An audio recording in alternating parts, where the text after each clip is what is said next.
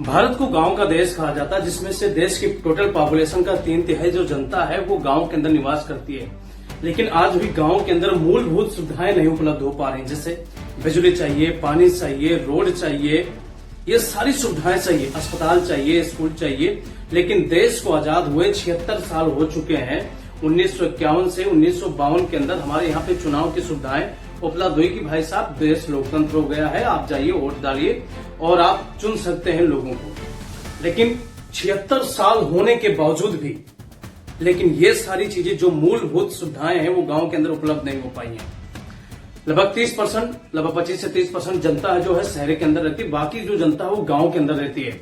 76 साल से सिर्फ एक वादा बेचा जा रहा है कि भाई आप हम जब जीत जाएंगे, सांसद बनेंगे, विधायक बनेंगे तो सबसे पहले रोड की व्यवस्था ठीक कर देंगे, अस्पताल की व्यवस्था ठीक कर देंगे, बच्चों को पढ़ने की व्यवस्था बढ़िया हो जाएगी, रोड बढ़िया बन जाएगा और बिजली की सुविधाएं बढ़िया जबरदस्त हो जाएगी और हेल्थ सेक्टर में अस्पताल वगैरह बढ़िया से बन जाएगा ताकि आपको कोई समस्या नहीं होगी। बेसिकली इन्हीं मुद्दों पे चुनाव लड़ा जाता है और 76 साल हो गया इन्हीं मुद्दों पे चुनाव लड़ते हुए।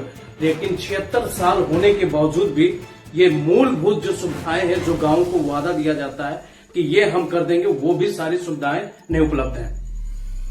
अस्पताल की बात करो भाई साहब, बिना जोर जब अगर आपके पास पकड़ नहीं है, पहचान नहीं है तो अस्पताल के अंदर आपके मरीज को, पेशेंट को भर्ती नहीं लेंगे।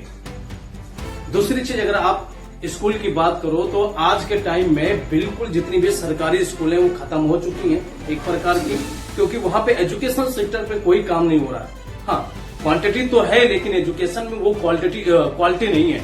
अगर इमेजिन कीजिए कि आप अपने बच्चों को प्राइवेट स्कूल में क्यों पढ़ाने के लिए भेजते हैं, क्योंकि वहां पे अच्छी एजुकेशन होती है। हालांकि प्राइवेट स्कूलों में भी वो सारी जो इंफ्रास्ट्रक्चर वो जिस तरीके से हिसाब से आज सरकारी स्कूलों में अवेलेबल है उस हिसाब से प्राइवेट सेक्टर में नहीं है। आज बहुत बढ़िया इंफ्रास्ट्रक्चर है लेकिन जो क्वालिटी एजुकेशन है वो प्राइवेट स्कूलों में है। वहां पे इंग्लिश मीडियम की पढ़ाई हो रही, लोगों को अच्छा से ज्ञान मिला, नॉलेज मिला, जिसकी वजह से लोग अपने बच्चों को जाकर के स्कूल में, प्राइवेट स्कूल में, सेक्टर में भेजते हैं पढ़ाई करने के लिए। सरकारी स्कूलों में इतना बड़ा इंफ्रास्ट्रक्चर होने के बावजूद भी उसमें बच्चे पढ़ने के लिए नहीं आ रहा, कहीं ना कहीं सरकार की फेलियर है। तो एजुकेशन सेक्टर जो सेक्टर है, जो 76 साल से एक ही बात बोला जाता है, हम जीत कराएंगे तो आपका एजुकेशन बढ़िया से ठीक कर देंगे, वो बिल्कुल फेलियर है। और ये जितने भी नेता लोग हैं, प्रधान से लेकर के जितने भी क्षेत्र प्रधान से लेकर ब्लॉक स्तर पे, क्षेत्र स्तर पे, मंडल स्तर पे, जिला स्तर पे जितने नेताओं ने हैं और देश के टॉप सीट्स पे बैठे हुए, इन नेताओं ने जनता को चील और कौवे की तरह नोच कर खाया है। हर साल जब इलेक्शन आता है तो एक नया कपड़ा पहनेंगे, वादा कर, और जैसे ही वादा इलेक्शन खत्म हो जाएगा वो कपड़ा उतार कर फेंक देंगे, फिर वो 5 साल के बाद सोचेंगे हम कपड़ा पहनने के लिए। आज आपके सामने ये नेता लोग जो है हाथ जोड़ेंगे, भैया हमें वोट दे दीजिए, जीतने के बाद एक गाड़ी का शीशा नहीं खोलते।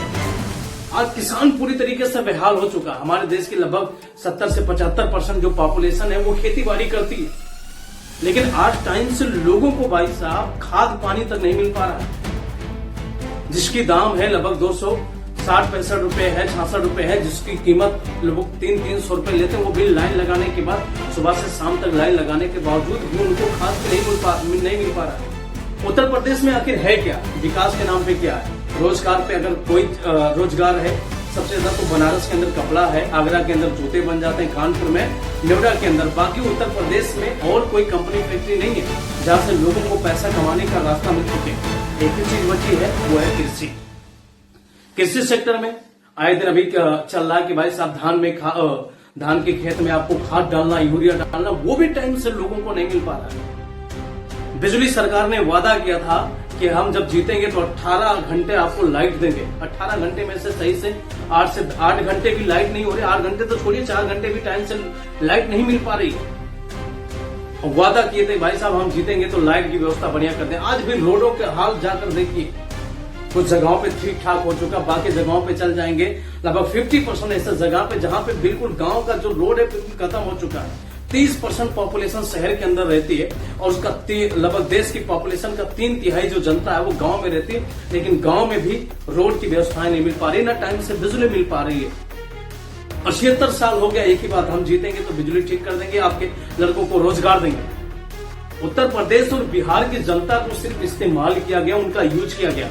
उत्तर प्रदेश ने कई प्रधानमंत्री दिए, चाहे वो लड़े हैं यहाँ से, चाहे आज मोदी जी हो बनारस से लड़े जाकर प्रधानमंत्री बने, नेहरू जी हैं जो यहाँ से, लेकिन उत्तर प्रदेश के विकास में कोई ऐसा काम नहीं हुआ जिसकी वजह से लोगों को रोजगार मिले। जरा सोच कर देखिए, लगभग 1951 से लेकर 1952 तक जितने भी आप जिस जिले के अंदर रहते हैं नेता और विधायक सांसद महोदय, लेकिन 4 फैक्ट्री नहीं लगवा पाए जाकि 10,000 लोगों को रोजगार मिल सके। और हमेशा बोलेंगे हमें वोट दो, और हम भी, जनता भी बड़ी कमाल की है भाई साहब, वो भूल जाती है। आज अगर वो इलेक्शन आएंगे, चार नेताओं के सामने फोटो लगा लेंगे और बिल्कुल स्टोरी पे लगा देंगे, स्टेटस बदल देंगे। सोशल मीडिया का जमाना भाई, दबदबा था, दबदबा है, दबदबा रहेगा, लेकिन वो आपको पहचानते भी नहीं और आप उनसे सवाल नहीं करते। आप खुश हो उनसे फोटो खिंचवा करके नेता और सांसद साहब की गाड़ी बड़ी वाली देख करके, भैया उनके पास तो ये है, उनके पास वो है, इसी में खुश रहो। और मूलभूत सुविधाएं आपको नहीं मिल पा रही क्योंकि जनता सवाल नहीं कर रही। और देश की जनता जब तक सवाल नहीं करेगी, लोग क्यों विकास करेंगे? वो तो चाहते हैं आप जीवन भर तंग रहो, परेशान रहो।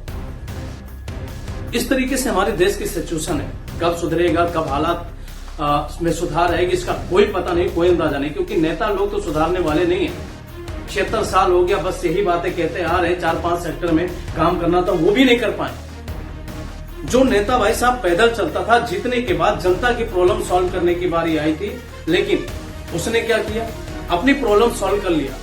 आज उसके पास देखोगे करोड़ों की प्रॉपर्टी पड़ी हुई, बड़ी बड़ी गाड़ियों का तो भाई साहब जकीरा चल रहा उनके पास, 20-20 फॉर्चूनर लोग रखे हुए हैं, लेकिन जनता की प्रॉब्लम सुनने के लिए उनको समस्या नहीं है।